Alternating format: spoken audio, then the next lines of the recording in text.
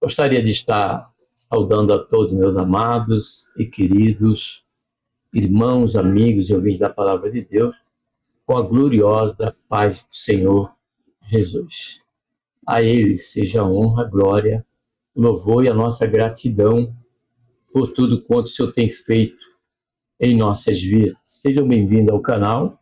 Se você não é inscrito, faça isso, se inscreva. Se querendo ser notificado a cada programação, você precisa também estar acionando o sininho, tá bom? Quero aqui, mais uma vez, agradecer a Deus por mais um inscrito no canal, e foi o Dalécio Almeida. Dalécio Almeida. E ele se inscreveu, e a inscrição do Dalécio fez com que agora nós devemos estar somando aí 129 inscritos no canal. Eu já agradeci, mas não estava com o nome dele ainda, mas todos quanto acionam o sininho, eu posso aqui estar podendo agradecer, citando o nome, faço questão disso. E em extensão ao Dalécio, eu quero continuar também agradecendo a Deus e a você, meu amado e querido, que faz parte aí do nosso contingente de inscritos. Você que tem estado conosco, mas ainda não homologou a sua inscrição, faça isso, faça a sua inscrição, esteja conosco aqui em cada programação, cujo a essência, a fonte, a base aqui, o fundamento é a reflexão da Palavra de Deus. Desta feita, estamos aqui dentro do quadro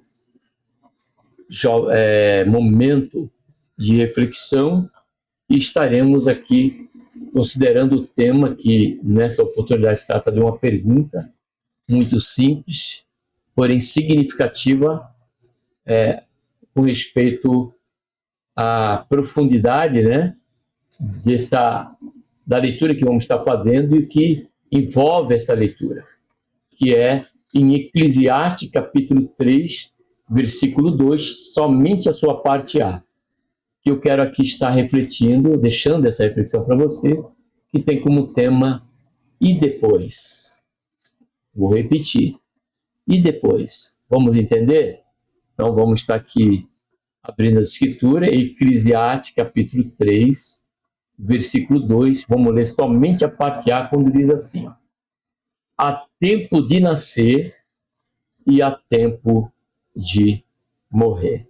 Diante desta leitura, Mário, é que eu quero aqui estar refletindo com você.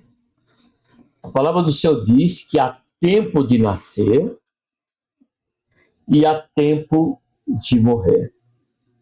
Por experiência nossa própria, nós sabemos que é uma verdade. Primeiro ponto. Segundo, estamos fazendo algumas considerações antes, Primeiro, sabemos que é uma verdade. Segundo, que esse tempo, há tempo de nascer e há tempo de morrer, ele não tem, biblicamente falando, um fundamento que eu e você vamos ter que viver durante 10 anos, recém-nascido, 20 anos, 50 anos, 100 anos. Sabemos por experiência que essa questão desse ato de tempo, entre o tempo de nascer e o tempo de morrer, ele não tem um fundamento. A nossa razão, e não tem nada de errado, meditarmos na Palavra de Deus e usando até mesmo a razão, faz até parte do estudo teológico que fiz até esses dias, até mesmo no ventre da mãe, ela gerou, o feto está em processo de gestação. Desculpa, amado. Em processo de gestação, e ali acaba o próprio ventre da mãe se tornar ali já uma sepultura, Então, aquele feto, aquela vida, já o período dela foi ali de alguns meses, a partir do momento que se tornou um feto. Se tornou um feto, se torna ali temos uma vida em andamento, né? Sendo formado ali já no ventre da mãe. E isso, e aqueles que já nasceram, há bebês que morrem, né? Recém-nascidos, como eu tive essa amarga experiência de, com 9 anos, ver o meu irmão Paulinho e a minha irmã Cristina, em tempo distinto, é claro, mas tendo essa mesma amarga experiência de ver eles morrer no colo até da minha mãe. Eles deixaram a ter vida a partir o tempo da morte deles foi nos braços da minha mãe, recém-nascido. Sabemos que tem as circunstâncias também que acabam interferindo nesse período entre o tempo de nascer e o tempo de morrer. Porém, diante dessa realidade e tantos outros fatores que estão intrinsecamente ligados, né, a essa revelação de Deus na questão desse período, porém nos afirma, isso é uma afirmação bíblica, que há o tempo de nascer, mas também há o tempo de morrer. Aí veio o meu coração, o Senhor ministrou, que na verdade, esse tema aí, depois eu vi em algum lugar e me chamou a atenção. E o Senhor ministrou ao meu coração, Eclesiastes 3, versículo 2a. E depois? Porque muitos acabam investindo ou acabam tendo a compreensão de que só temos esta vida. E quanto mais aproveitarmos esta vida, melhor será para nós. Essa é a convicção de muitos. E geralmente estes muitos, esse contingente, está justamente ligado na sua totalidade àqueles que não têm a Escritura, aqueles que não têm um relacionamento com Deus, aqueles que não têm a compreensão do que acabamos de ler. E diante disso, né, passam a administrar suas vidas até sobre o engano de que a vida é deles, quando a vida parte do princípio de que é um dom de Deus para nós. Somos mordomos de Deus já em face da forma em que precisamos cuidar da nossa vida. Considerarmos, ponderarmos essa questão. E diante disso, muitos, né, passam a vislumbrar, né, o passeio, o lazer, divertimento, também a preocupação na questão econômica, profissional, o que em nenhuma delas há qualquer condenação. Porém, há algo que nós precisamos compreender, que por mais que Deus nos conceda muitos anos de vida e que esse período ele seja um período bem considerável entre o nascer e o tempo de morrer, ainda assim ele está longe de forma imensurável com respeito ao valor da nossa vida após a morte. Porque não acaba na questão somente de morrer. A Bíblia é bem clara quando ela fala da questão da nossa continuação a partir da morte. Então, dentro dessa esfera e frente a este conhecimento da palavra de Deus, aí repousa, né, a compreensão, o valor e a importância desta pergunta. E depois? Foi isso que o escritor de Hebreus, de Eclesiastes, escreve no seu último capítulo, falando com jovens. Capítulo 12, se não estiver equivocado, versículo 11. Olha o que o escritor diz.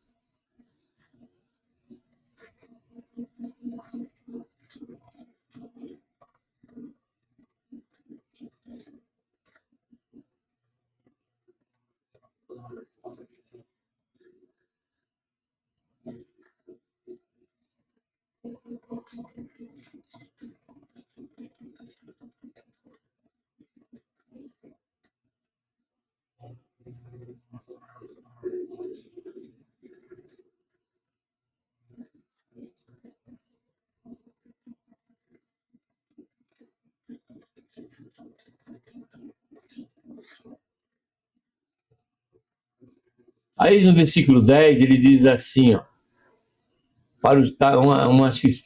falando com o jovem, procurou o pregador achar palavras agradáveis, escrever com acerto discurso pleno de verdade. As palavras dos sábios são como guilhões, como prego bem fixado, são as palavras coligidas dos métodos quais foram dadas pelo pastor.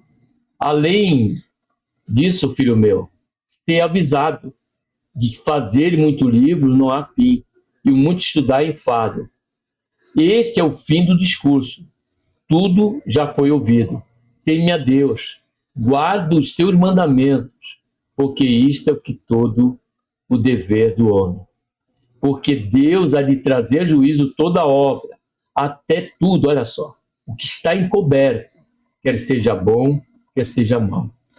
Então, o escritor hebreu, não abri para vocês, ele passa a alertar os jovens, né, que se eles quisessem viver de qualquer maneira, seria uma escolha deles.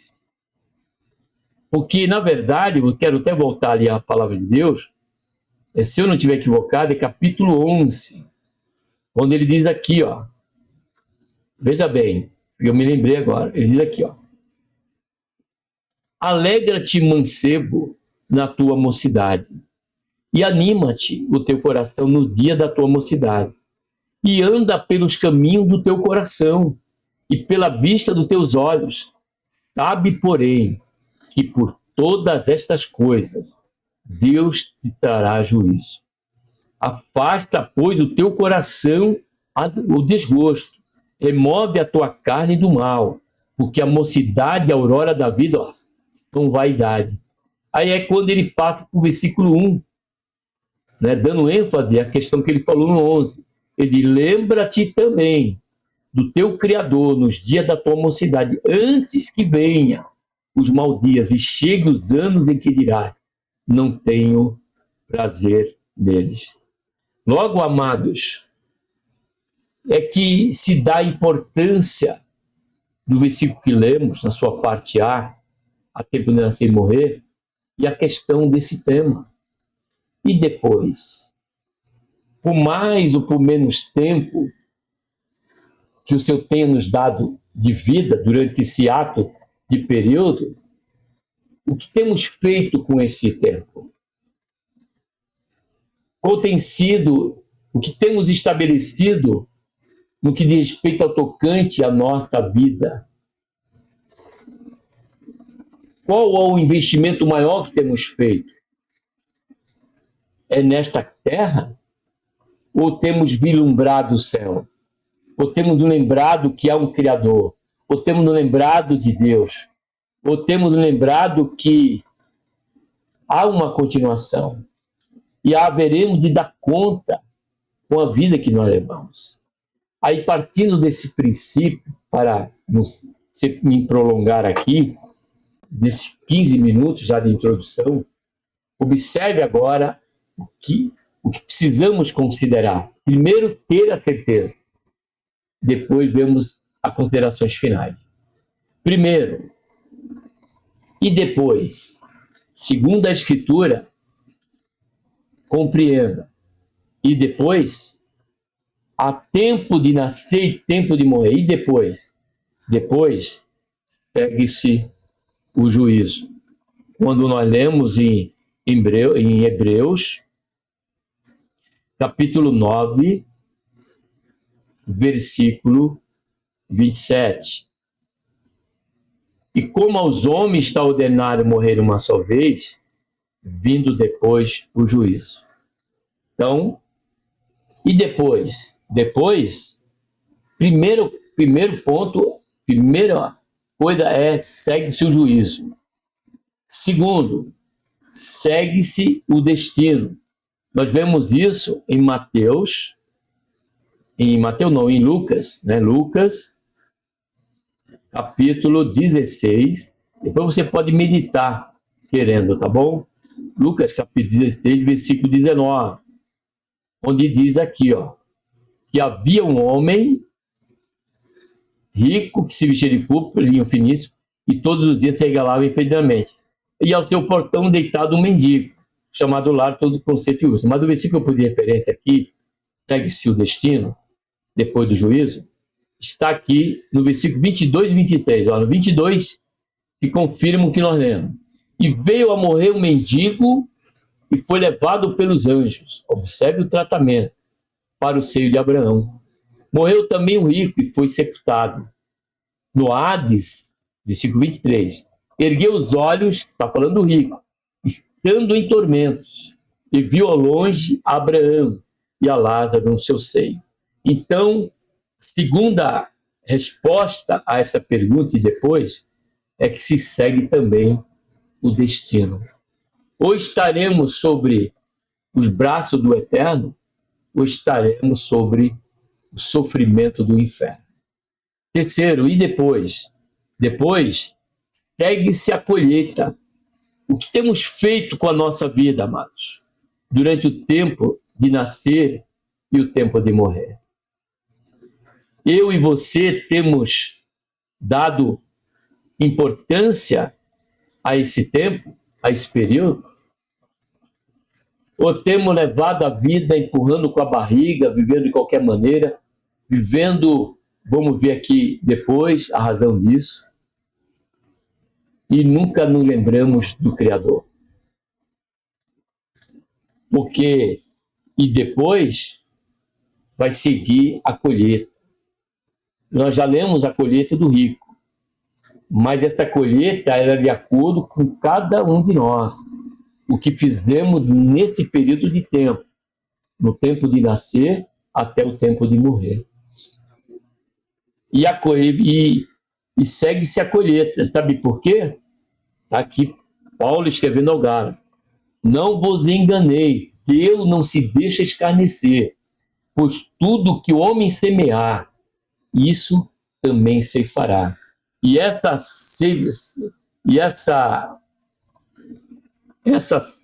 colheita, amados, será diferente para cada um.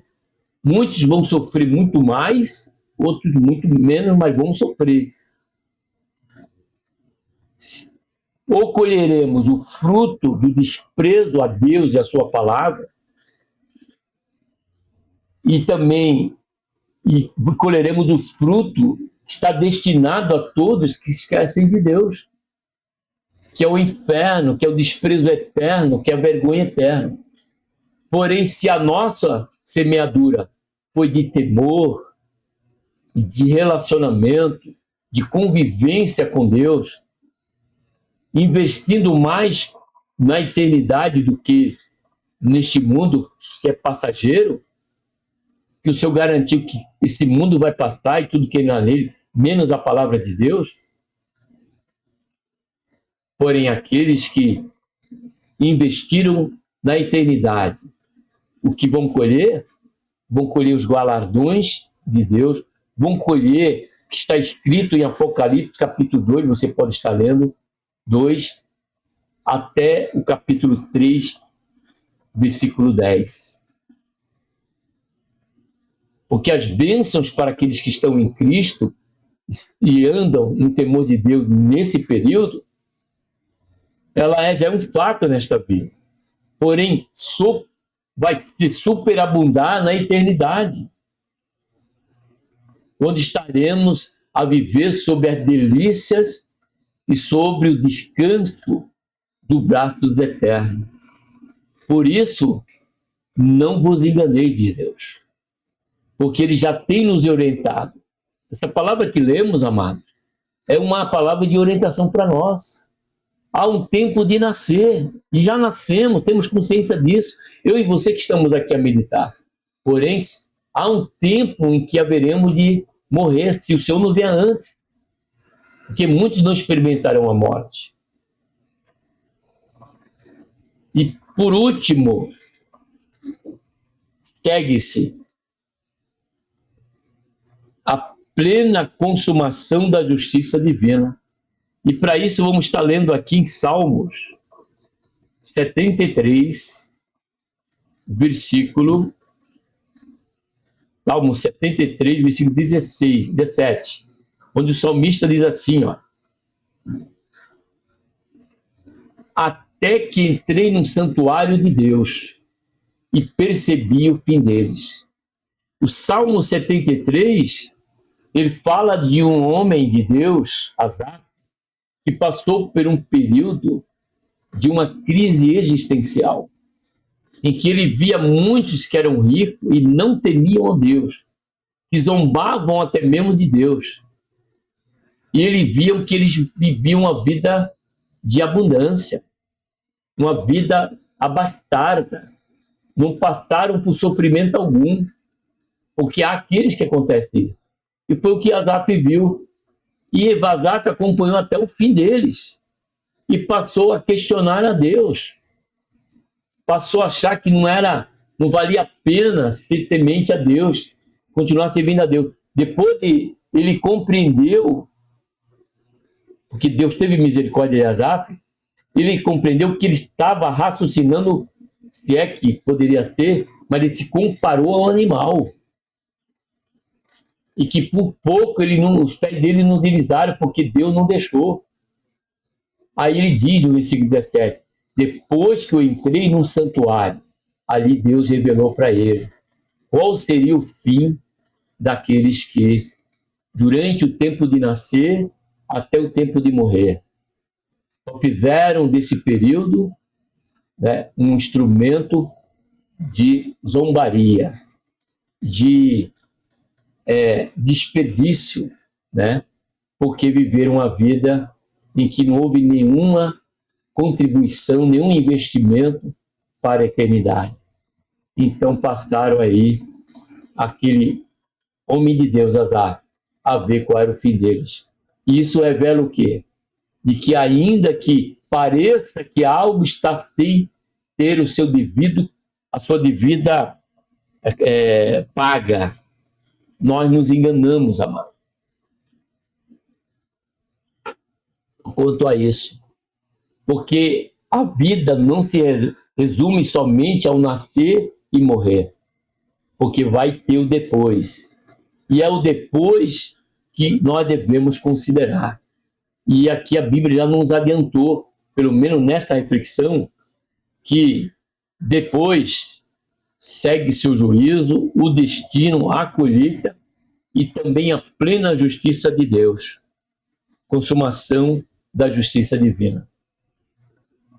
E depois, diante de tudo isso, aí aqui eu trago, né, para nós considerarmos, para que você medite. O que fazer, já que nós compreendemos e somos testemunha de que é um tempo de nascer e um tempo de morrer. O que fazer depende do que temos sido. O que fazer depende do que temos sido. E se o que temos sido, diante do que vou apresentar aqui para vocês, ainda há tempo para que possamos reverter, né, este juízo, esta colheita, este destino, esta colheita, e passarmos a ter a convicção de que não há qualquer condenação para cada um de nós, que nós estivermos nessa consciência, estamos em Cristo Jesus. Então, coloquei aqui, depende do que temos sido. Temos sido 3 categorias eu trouxe aqui. Primeiro, temos sido cristãos autênticos. Se nós temos sido cristãos autênticos, nós vamos ouvir do Senhor. Como está escrito aqui em Mateus, capítulo 25, Mateus, capítulo 25, versículo 21 ao versículo 23, diz: Disse o Senhor, muito bem, servo bom e fiel, sobre o pouco foste fiel, sobre muito te colocarei. Entra no gozo do teu Senhor. Então, aqui já nos revela que se nós formos, e o que fazer? Bom, se nós formos cristãos autênticos, nós haveremos de ouvir estas palavras de nosso Senhor e Salvador Jesus Cristo. Servo bom e fiel. Bom e fiel por quê? Porque considerou esse período e depois passou a ser recebido, né, nos átrios celestiais. Segundo tipo do que temos sido é cristão hipócritas, onde está escrito em Salmo 21, Mateus, melhor dizendo, capítulo 7, versículo 21. Estes eram cristãos hipócritas, quando ele diz aqui, ó, nem todos que me dizem Senhor, Senhor entrarão no reino do céu, mas aquele que faz a vontade do meu Pai que está no céu. Aí ele diz no versículo 22, muitos me dirão naquele dia, Senhor, Senhor, não profetizamos nós em teu nome? Em teu nome não expulsamos demônio? Em teu nome não fizemos muito milagre? Então lhe direi claramente, disse o Senhor Jesus, nunca vos conheci, apartai-vos de mim, vós que praticais a iniquidade. Observe bem, amados, o que fazer depende do que temos sido. Se temos sido crentes autênticos, então que nós temos, e depois, o que temos que fazer, estaremos descansando. Descansaremos no braço do Eterno. Mas se temos sido crentes hipócritas, observe bem, eram crentes, foram usados por Deus, foram usados pelo Senhor Jesus, porém foram hipócritas. E qual é o valor? Aqui reposa a questão de ser um cristão autêntico. É aquele que considera como convém esse período entre o nascer e o morrer, amados. É aquele que dá devida importância a tudo quanto o Senhor tem nos deixado e tem nos ensinado, através do seu Santo Espírito, pelos instrumentos que o Espírito Santo tem usado, que são nossos mentores, pastores.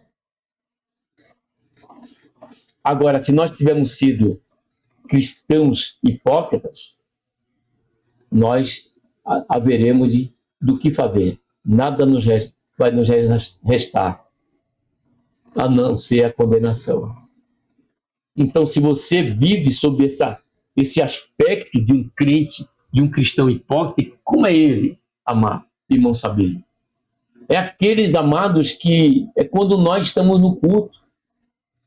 Qual a devida importância que temos dado para o culto a Deus?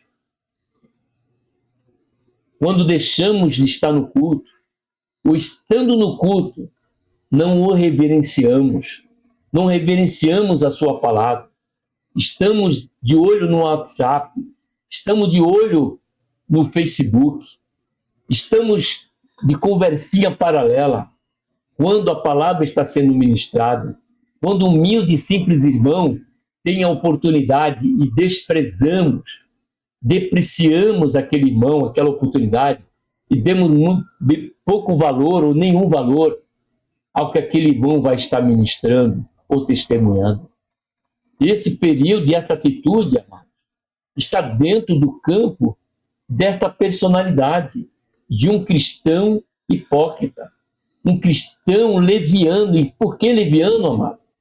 Porque nós estamos cumprindo somente um critério religioso, apenas cumprindo um ritual, e ainda de maneira desprezível, de maneira, como disse, irreverente, amados. Se nós entendemos que Deus está em nós, e quando estamos junto a louvar a Deus, estamos ali para adoração a Deus, então precisamos considerar.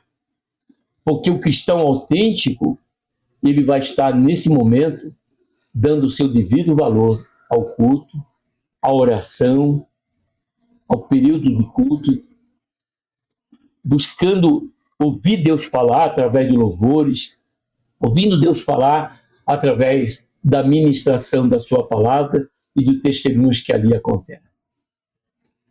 Como também O cristão que é hipócrita é aquele que é uma coisa na igreja e outra coisa entre a sua família, entre os seus colegas, entre os seus colegas de trabalho, de escola, enfim, amados. O que fazer? Se nós, por isso que eu coloquei, depende do que temos sido. Então, se nós estamos diante dessa reflexão, temos agido assim, reconsidere a sua atitude e a condição que você se encontra. Porque eu e você, porque se estamos assim, e depois nos será de grande perda e de grande custo, com respeito ao que haveremos de colher e os resultados que se seguirão após termos morrido. E por último, a terceira classe é o louco. Porque quando nós lemos e já estamos caminhando para o final, em Lucas, capítulo 12, versículo 20, fala de um homem rico. O homem que nasceu, mas foi um homem que também iria morrer.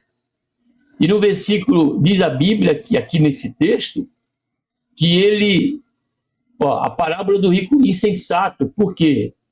Porque ele passou a fazer uso dos seus bens apenas para proveito próprio, a ponto de até mesmo esses seus recursos se tornaram um ídolo para ele. A ponto dele dizer que foi abundante, próspero na sua colheita, na sua plantação, e ele diz: construirei mais celeiros para abrigar o trigo, e direi para minha alma: descansa, alma minha, pois tem bastante. Ou seja, ele alimentava em seu coração uma eternidade que não era um fato, chegaria o tempo dele morrer. E diante disso vem Deus de noite em sonho. Aquele homem diz da seguinte maneira, observe bem, versículo 20, ele diz aqui: mas Deus lhe disse, insensato. Vamos ler o 19, que era o que aquele homem estava alimentando durante esse período. Ele diz: e direi à minha alma, não, ele diz aqui, disse então, farei isto, derribarei o meu celeiro, edificarei outros maiores, olha só, e ali recolherei todos os meus cereais e os meus bens, como se tivesse domínio sobre tudo isso. E ele diz: e direi à minha alma, tens em depósito muitos bens para muitos anos, descansa, come, bebe e regala-te. Amado, quem somos nós para ter essa falsa convicção? Aí diz Deus vem durante a noite e fala para ele. Mas Deus lhe disse: insensato, ou louco, esta noite te pedirão a tua alma. E o que tens preparado, para quem será? Deus está perguntando, e depois? E depois? Esta noite te pedirão a tua alma. E o que tens preparado? E o que será então? E depois? Aí Deus afirma: assim é aquele que para si ajunta tesouro e não é rico para com Deus.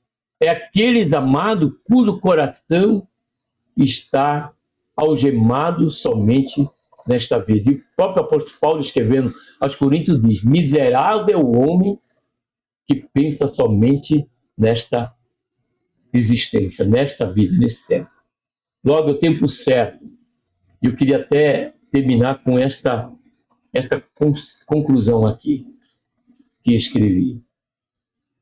Só temos que entender, diante de tudo isso, primeiro que temos que tomar uma decisão.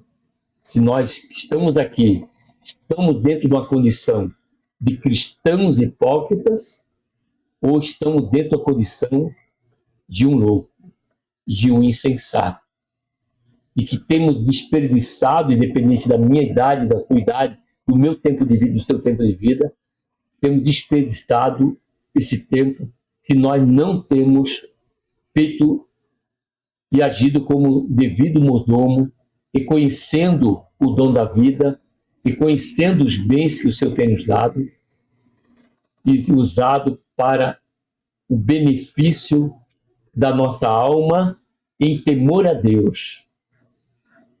servindo ao seu reino, vivendo para Deus e preparando-nos para o depois.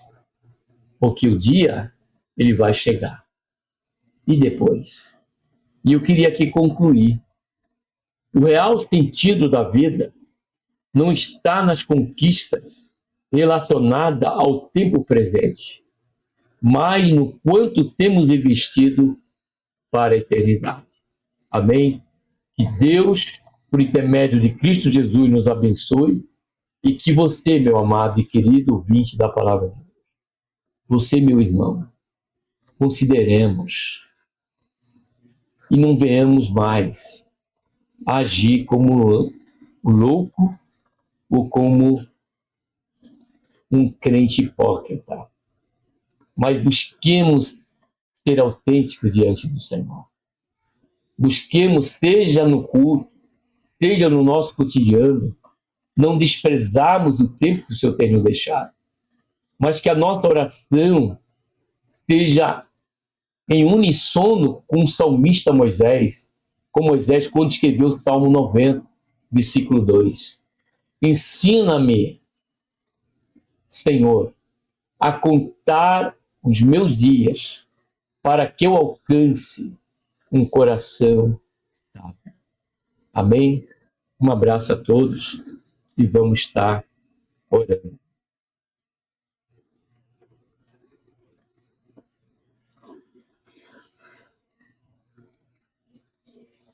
Pai, em nome do Senhor Jesus, nos colocamos na Tua santa e gloriosa presença. Pedimos, Senhor, perdão dos nossos pecados. Queremos, Senhor, Te agradecer por este momento, até aqui estivemos meditando, Senhor, nesse importante tema. E aqui, ó Pai, consideramos bastante, Senhor. Mas que essa palavra, Pai, venha a ser aplicada em nossos corações. E que o Teu Santo Espírito venha ministrar em nossas vidas. E nos deixe, Senhor, estarmos sobre pelo menos essas duas condições. Ou de louco, insensato, ou de uma vida hipócrita, Pai. De uma vida leviana. Em declararmos o Teu santo nome, nos predispomos a estar fazendo a Tua obra, porém, de maneira sem qualquer relevância. Fazemos apenas por fazer. Que o Senhor tenha misericórdia de nós, Pai. Que nós possamos, sim, ter a convicção de quando nos perguntar e depois, podemos dizer, depois estaremos com o Senhor. Depois, por certo, haveremos de estar a receber a coroa da justiça, como disse Paulo, com tanta segurança, no momento em que a sua morte estava para chegar. O tempo de morrer estava para chegar. E ele disse, combati o bom combate, acabei a carreira e guardei a fé. Agora a coroa da justiça me está reservada no céu. É essa certeza, Pai, que nós temos que ter no que diz respeito a essa verdade e a esta pergunta. E depois? Faz isso, Pai, é o que nós pedimos, suplicamos e te agradecemos por tudo em nome do Senhor Jesus. Amém.